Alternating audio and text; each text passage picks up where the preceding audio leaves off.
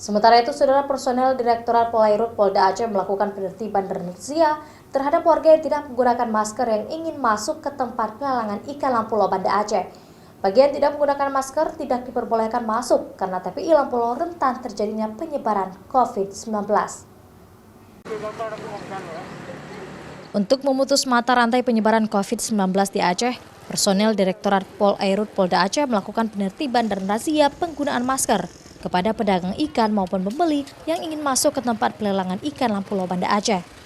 Aksi ini sebagai langkah untuk mencegah penyebaran COVID-19 terjadi di tempat pelelangan ikan terbesar di Kota Banda Aceh.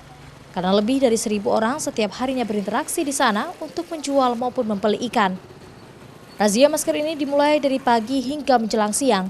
Tindakan tegas yang dilakukan ini agar warga patuh menggunakan masker ketika berada di luar rumah maupun di tempat keramaian.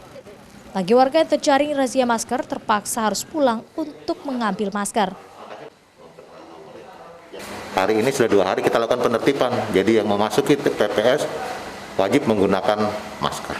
Tegas ya Pak ya, yang nggak pakai? Tegas, yang tidak pakai kita suruh kembali mencari dulu baru menggunakan.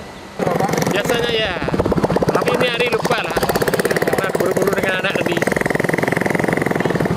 Sebelum tindakan tegas ini dilakukan, Polairut Polda Aceh telah membagikan ribuan masker kepada pedagang ikan dan kepada warga sekitar TPI Lampulo.